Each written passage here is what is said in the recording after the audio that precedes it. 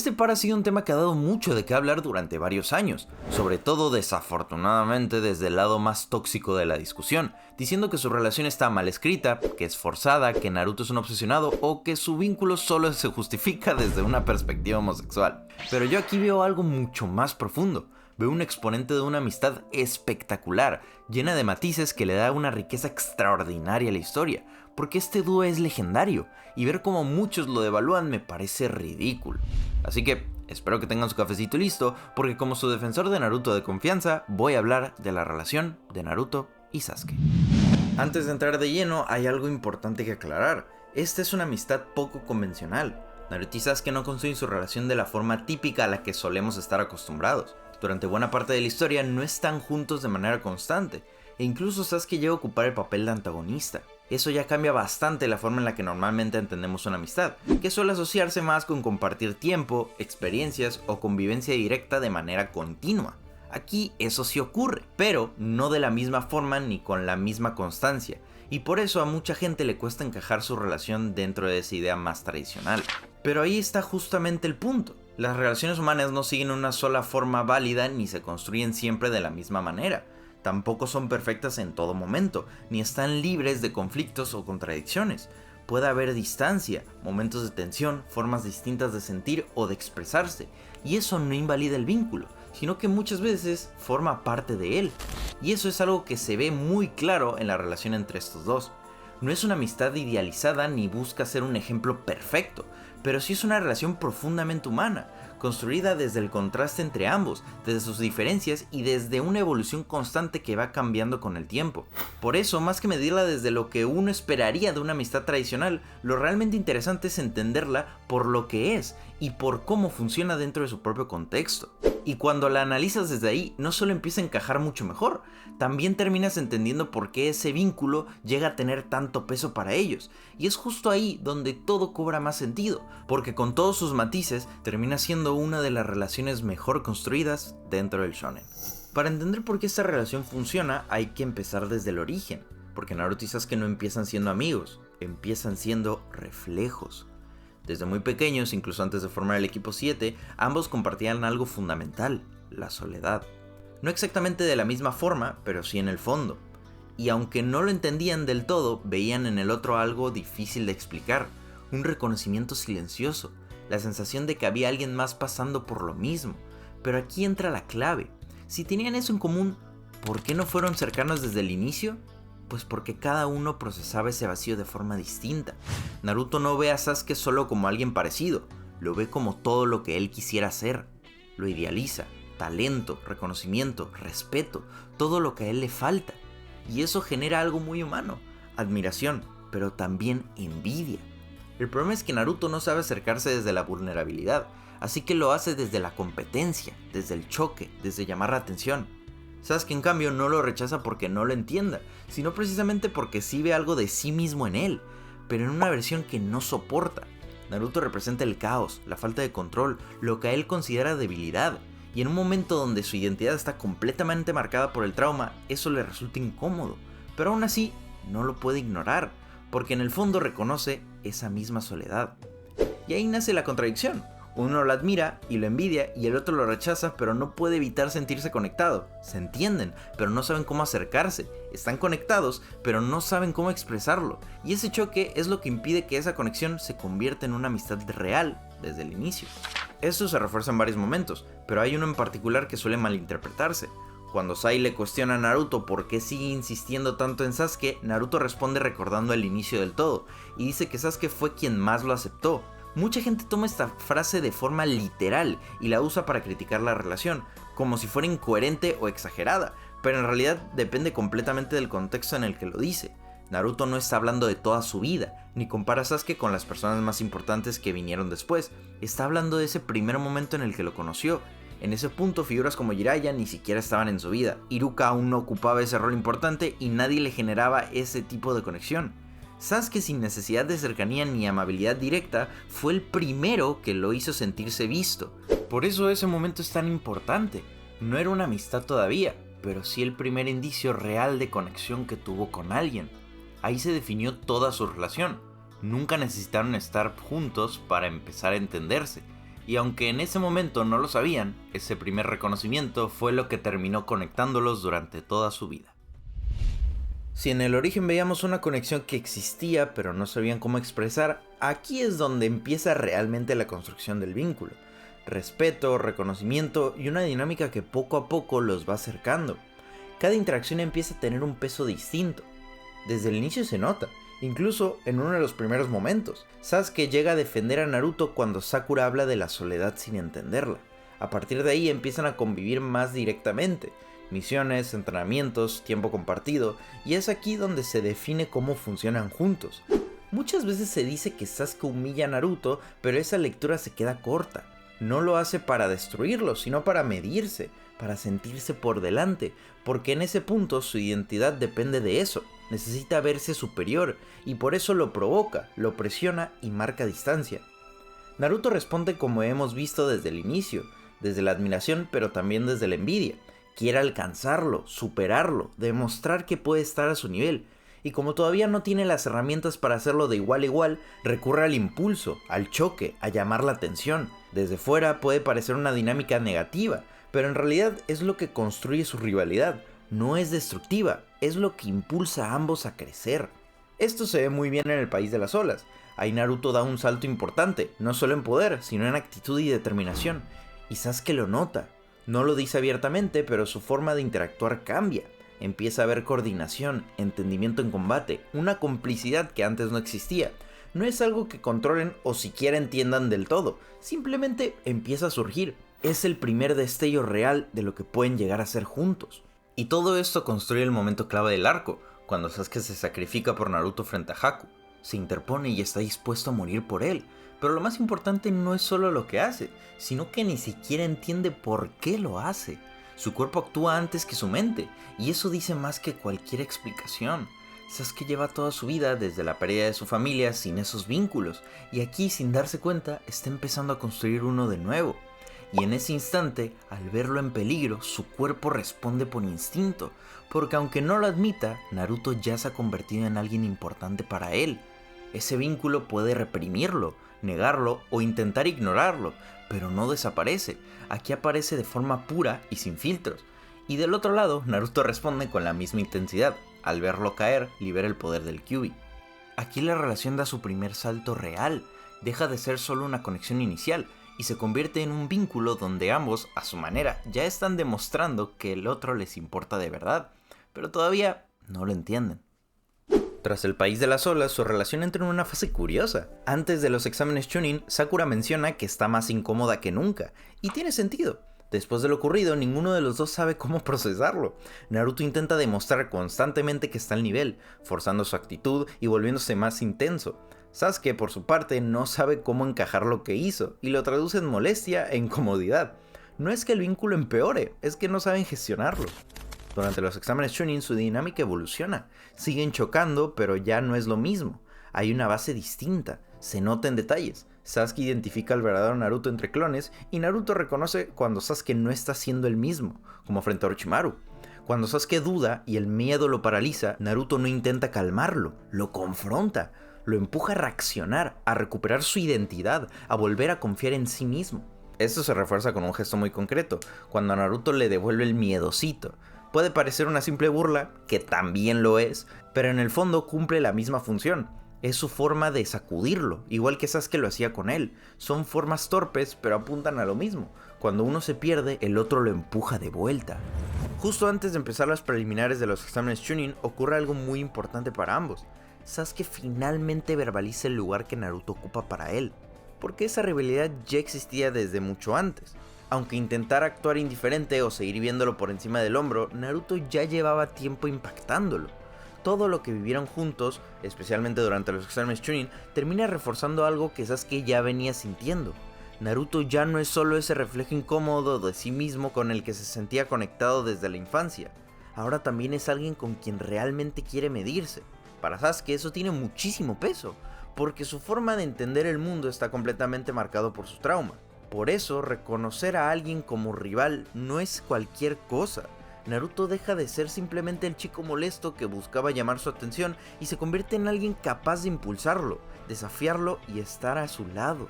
La clave está en que finalmente lo verbaliza. Y eso no es menor, porque una de las bases de su personaje es lo mucho que le cuesta exteriorizar lo que siente o admitir directamente sus vínculos. Muchas cosas entre ellos ya se entendían por acciones y momentos compartidos, pero aquí, por primera vez, Sasuke le pone palabras a algo que ambos ya sentían desde hace tiempo. Para Naruto, en cambio, obviamente ese reconocimiento tiene un peso enorme, porque la opinión de Sasuke siempre fue especial para él. Por eso, este momento funciona tan bien. No crea su rivalidad de la nada, simplemente convierte en algo explícito una conexión que llevaba construyéndose desde mucho antes. Pero en paralelo a todo esto, empieza a construirse el verdadero problema. Sasuke tiene su primer contacto real con el poder a través de la marca maldita de Orochimaru, y algo cambia. Por primera vez siente control, avance, la sensación de que ese es el camino. Y ahí aparece el conflicto. Ese poder lo conecta directamente con su trauma, con Itachi, con su identidad como vengador. No lo consume del todo todavía, pero sí le marca una dirección.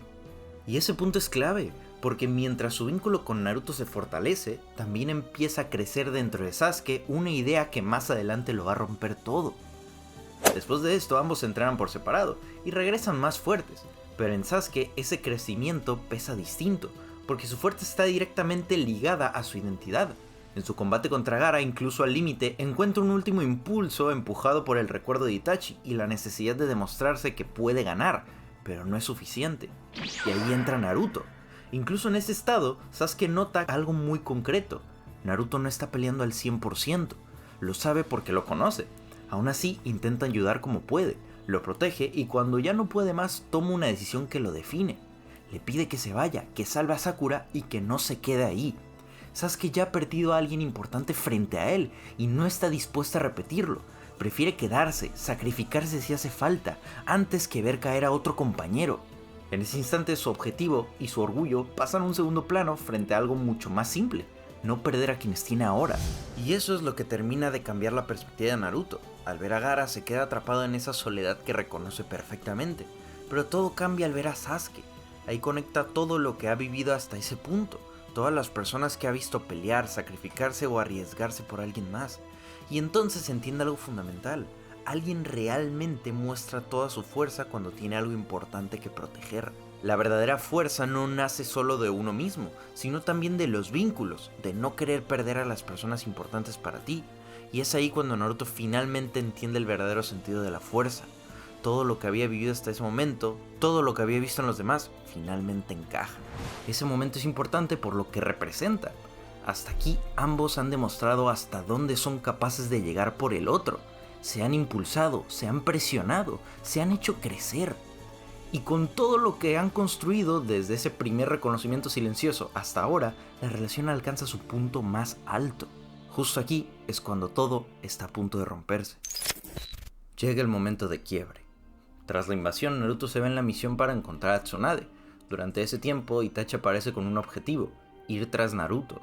Cuando Sasuke se entera, decide enfrentarlo convencido de que ahora sí puede, de que todo su progreso finalmente lo pone a ese nivel. Pero la realidad es otra. Itachi lo derrota sin esfuerzo, lo humilla, lo obliga a revivir su trauma con el Tsukuyomi y le recalca su debilidad. Lo deja completamente destrozado. No es solo una derrota, es una ruptura total de su progreso. Cuando Sasuke despierta, no está simplemente herido, está devastado. Desde su perspectiva, nada de lo que ha hecho ha servido. Sigue estando lejísimos de Itachi, sigue siendo débil. Y aquí aparece el contraste. Naruto viene en un punto muy alto de confianza tras lo ocurrido contra Neji, Gaara y los tres Sannin. Esa diferencia de estados es lo que detona todo. Sasuke, completamente alterado, empieza a desbordarse. Incluso llega a faltarle el respeto a Sakura, reflejando lo descolocado que está. Get your fucking hands off my daughter, bitch! I'll kill you! Motherfucker got me fucked up! Get the fuck out my fucking hands, bitch! I'll fuck all you fucking assholes! Y en ese estado busca a Naruto, pero no para hablar, sino para pelear, porque ahí se concentra todo su conflicto. Sasuke necesita probarse, necesita recuperar el control. Y al ver que Naruto, alguien que antes consideraba inferior, ahora a su nivel o incluso superándolo, ese golpe a su orgullo se vuelve insoportable. Ya no es solo Itachi el que lo hace sentir débil, ahora también es Naruto. Por eso actúa desde la frustración, quiere demostrar su poder, reafirmarse y termina desquitándose con él. Pero Naruto tampoco se queda al margen. Dentro de la confianza que ha construido, responde, se defiende, pero también entra en el juego. Le lanza comentarios que no solo funcionan como defensa, sino también golpean, especialmente en el momento donde Sasuke viene de ser destruido por Itachi. No es una conversación, es un choque de egos, emociones y heridas abiertas. Ambos están reaccionando, ninguno está intentando entender al otro, y eso se refleja en cómo escala la situación. Naruto forma el Rasengan y Sasuke responde con el Chidori. Cuando están a punto de chocar, Sakura intenta interponerse. Por un instante parece que ambos alcanzan a darse cuenta de lo que están a punto de hacer, pero ya no pueden detenerse. Kakashi interviene y los detiene en seco, desviando el impacto hacia los tanques de agua, y dejando esa escena donde se comparan ambas técnicas. El resultado para Sasuke es simplemente otro golpe más. Termina reforzando la idea que ya lo venía persiguiendo, que se está quedando atrás. Aquí se refuerza uno de los ejes más importantes de su personaje. Cada vez que su trauma entra en juego, su percepción se distorsiona, se desconecta de los vínculos que está construyendo y se enfoca únicamente en su necesidad de poder. Todo lo demás pasa a segundo plano. Y en este punto, Sasuke no está bien, está en uno de sus momentos más inestables, pero Naruto tampoco logra sostener la situación, porque aunque hay una parte de él que quiere proteger y defender, también hay otra que entra en la provocación, en la necesidad de demostrar que está a la altura. Esa dualidad hace que, en lugar de calmar el conflicto, lo alimente, porque al final no es solo Sasuke el que está reaccionando, ambos lo están haciendo, y ahí es donde la relación entra en su punto más peligroso hasta ahora. Por primera vez, todo lo que habían construido ya no los está acercando. Después del enfrentamiento llega la conversación con Kakashi. Sasuke no está completamente cerrado. Kakashi logra conectar con él desde la empatía, desde su propia experiencia. Por un momento parece que Sasuke podría tomar otra decisión, que podría quedarse, que podría soltar, aunque sea un poco ese camino. Pero ese equilibrio es frágil. Sasuke se queda reflexionando, y entonces aparecen los del sonido. No solo lo enfrentan físicamente, sino que atacan directamente su mentalidad. Le recuerdan que no está avanzando, que lo que hace en la aldea no es suficiente, que si quiere cumplir su objetivo, ese no es el camino. Y en el estado en el que está, eso termina de desestabilizarlo. Todo apunta hacia lo mismo, la marca maldita, Itachi, su identidad como vengador. Y Sasuke empieza a convencerse de que ese es el único camino posible. Finalmente, toma la decisión, irse, entregarse a Orochimaru en busca de poder. Aquí está el verdadero quiebre. Ya no es el Sasuke que construye vínculos mientras carga con su venganza. Ahora es alguien que se entrega completamente a ese objetivo, aunque eso implique cortar con todo lo demás. La venganza pasa a ser el eje y los vínculos quedan relegados. Y eso es lo que hace que este momento sea tan bueno. La balanza cayó al otro lado. Llegamos al punto donde se encuentra en el Valle del Fin, donde Sasuke se coloca una fachada total, actúa como si nada le importara. Le dice a Naruto que se cansó de jugar a los ninjas con la gente de Konoha, reafirmando lo que ya venía construyéndose desde antes, que está dispuesta a dejarlo todo por volverse más fuerte. En paralelo, la obra nos enseña su pasado, su trauma, su necesidad constante de validación, de no sentirse inferior ante Itachi ni con su propio padre. Y dentro de todo eso aparece la idea que Itachi le implantó ese fatídico día, que para alcanzar ese poder tiene que matar a su mejor amigo. Y ahí es donde ocurre algo brutal. Sasuke reconoce directamente a Naruto como su mejor amigo, pero precisamente por eso dice que tiene que matarlo. Naruto no es cualquier persona para Sasuke, es su conexión más importante, y por eso mismo se convierte en el último obstáculo que debe eliminar. Cuando ambos chocan el Chidori y el Rasengan, es en ese instante donde Naruto se da cuenta de algo que lo sacude completamente. Sasuke realmente quiere matarlo. No es una amenaza vacía, no es una provocación, es real. Y eso rompe algo dentro de él. Naruto, que hasta ese momento tenía clarísimo lo que sentía, empieza a dudar, porque todo lo que construyeron nunca se dijo directamente, nunca se formalizó con palabras, era algo que simplemente existía entre ellos, y ahora, frente a esa intención de matarlo, Naruto se pregunta si tal vez todo eso fue solo una idea suya, un sentimiento unilateral, algo que él creyó que era real, pero que nunca lo fue del todo.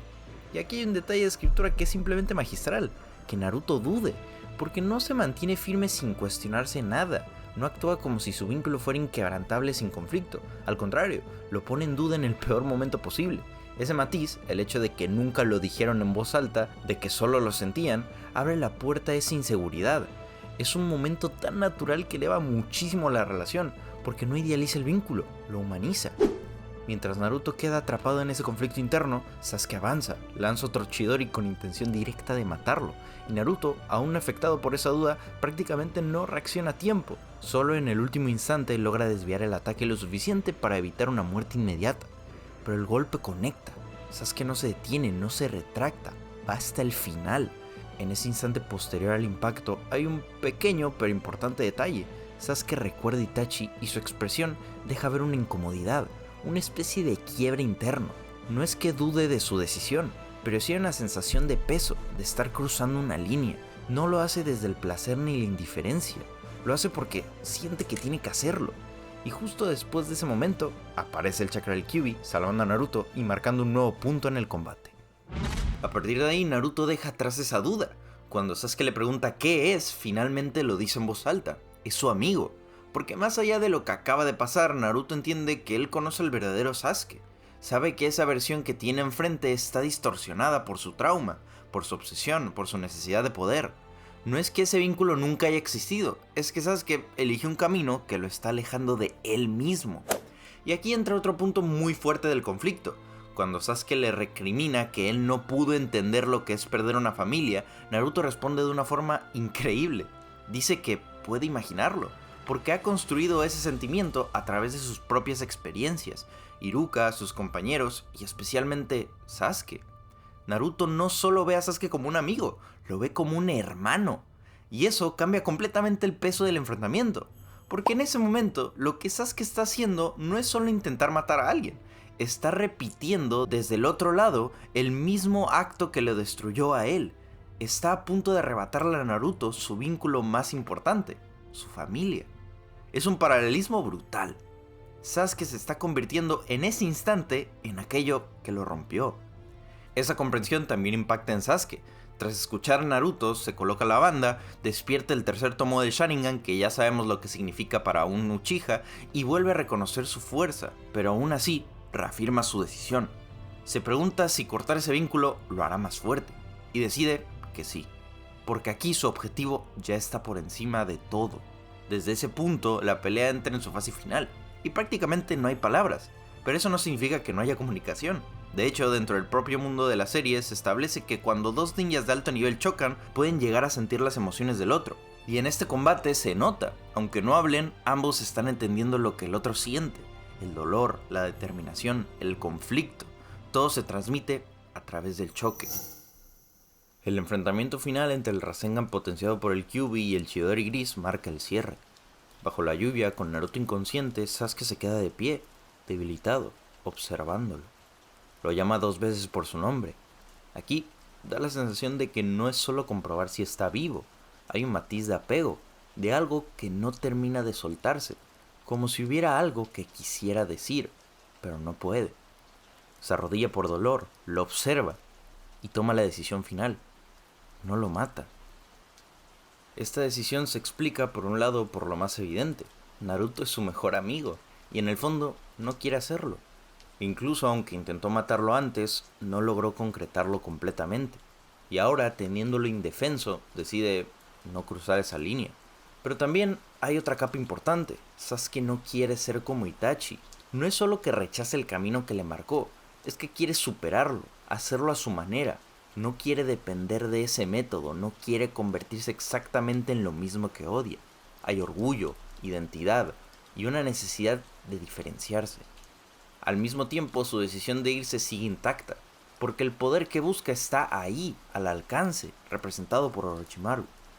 No es que desprecie sus vínculos como si no valieran nada, es que decide sacrificarlos. Se está sacrificando a sí mismo, entregándose a la oscuridad con plena conciencia de lo que está dejando atrás. Y eso es lo que hace que este momento sea tan potente. No es una decisión vacía, ni impulsiva, ni simplificada. Es una ruptura consciente, un punto donde el vínculo más importante que tenía queda atrás frente a su objetivo. Cuando Naruto regresa, aparece una de las conversaciones más importantes para entender su postura, su charla con Jiraiya.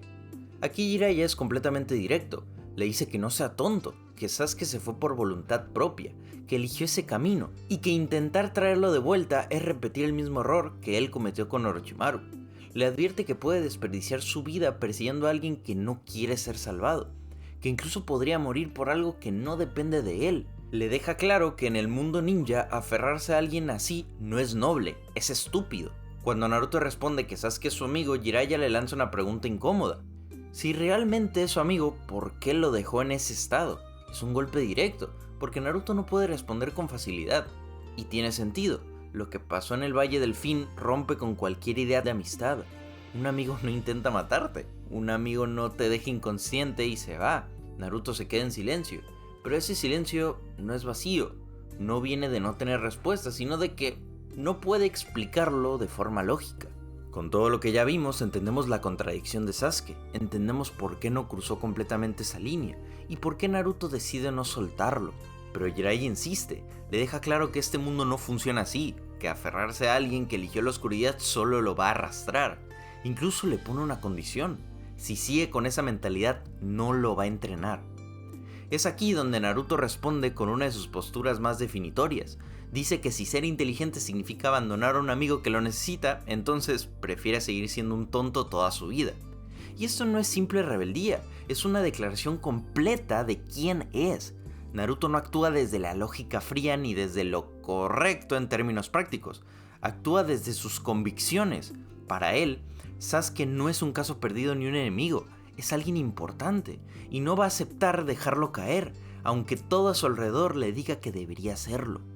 Aquí el contraste con Jiraiya es clave. Jiraiya habla desde la experiencia, desde haber intentado salvar a alguien y fracasar. Por eso su postura es más dura, más realista. No quiere que Naruto repita ese error, pero Naruto es distinto. Donde Jiraiya aprendió a soltar, Naruto decide cargar. Donde uno vio un límite, el otro ve una posibilidad. Y no es que no entienda el riesgo, es que aún entendiéndolo, decide no rendirse. Desde afuera, esto puede parecer ingenuo, obsesivo e incluso irracional, y es válido verlo así, pero dentro de la lógica del personaje es completamente coherente, porque Naruto no está ignorando la realidad, está eligiendo enfrentarse a ella desde otro lugar. Sabe que Sasuke no tomó ese camino por gusto, sabe que hay dolor detrás de esa decisión, y precisamente por eso no lo suelta. No lo ve como alguien perdido, sino como alguien que aún puede ser alcanzado.